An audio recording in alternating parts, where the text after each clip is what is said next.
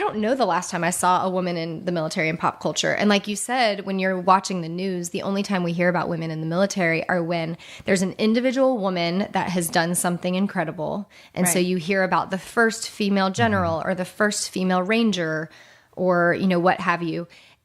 Or sadly, you hear about we're having a sexual assault situation that's happening at the Air Force Academy or the U.S. Naval Academy or at West Point. And those stories are real and they deserve to be told, but they're not the only stories. And I think, unfortunately, as we're learning right now with the Me Too movement, sexual assault and issues of sexual harassment exist everywhere.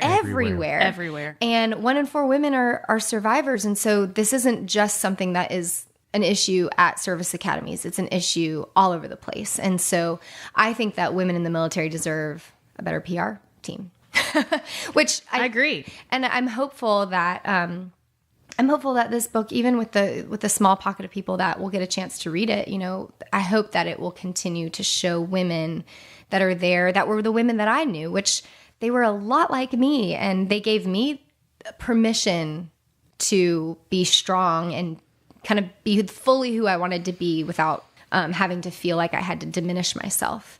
That was what I really loved about growing up there. Because even though I went on to another college, I took that lesson with me. I did love, you said that kind of in the back of the book as you were writing this and talking about the process of writing it, that you grew up and these women were your mentors that were, you know, in school at West Point, and that you were surrounded by, because your dad was a professor, right?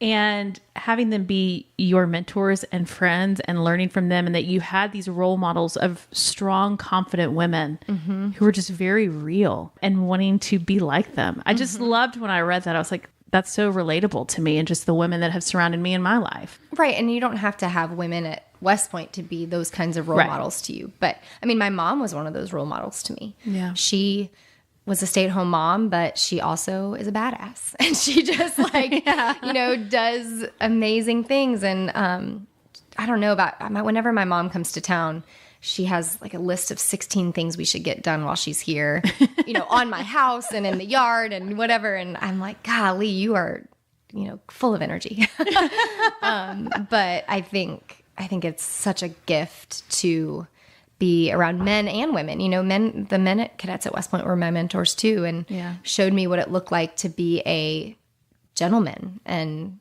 a lot of them had girlfriends that would come and stay at our house, and I could see what it would look like for them to take them on dates. And it sets your bar pretty high, you know. Well, you actually, I'm like, where are those guys teaching classes now for the dating, for dating in America? Guys down.